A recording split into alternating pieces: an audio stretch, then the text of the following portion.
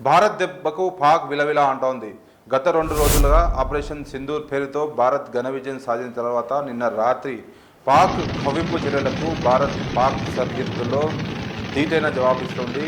నిన్న అర్ధరాత్రి పాక్ మిసైళ్ల యుద్ధం ప్రకటిస్తే దానికి భారత్ ధీటుగా జవాబిచ్చింది.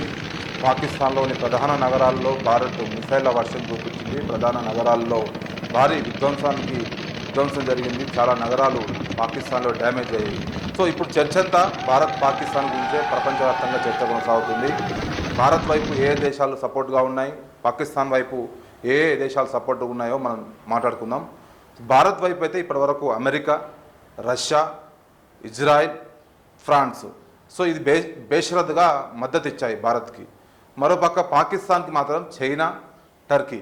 సో చైనా విషయానికి వస్తే ఇంకా పూర్తి స్థాయిలో పాకిస్తాన్కి సపోర్ట్ చేయలేదు. కాబట్టి ఇప్పుడు ప్రపంచం ముందు పాకిస్తాన్ ఏకాకిగా మారింది. సో పాకిస్తాన్కి గత్యంతరం లేదు. సో పాకిస్తాన్ కవ్వింపు చర్యలకు పాల్పడింది. మేము యుద్ధం వస్తే భారత్ని మొత్తం నాశనం చేస్తాం, మాకు నిమిషం పాటు సరిపోదన్నది. కానీ నిన్న రాత్రి చూసుకుంటే 2 గంటల ఆపరేషన్ కూడా సరిగ్గా చేయలేకపోయారు. భారత్ ధీటైన జవాబిచ్చింది. పాకిస్తాన్ తోక ముడిచింది. పాకిస్తాన్ సంబంధించిన ప్రధాని, వాళ్ళ ఆర్మీ చీఫ్ పత్తా లేకుండా పారిపోయారు.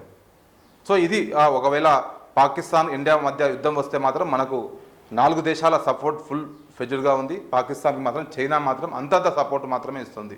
సో ఖచ్చితంగా పాక్ తోక ముడిచిందని చెప్పుకోవచ్చు ఈ విషయంలో.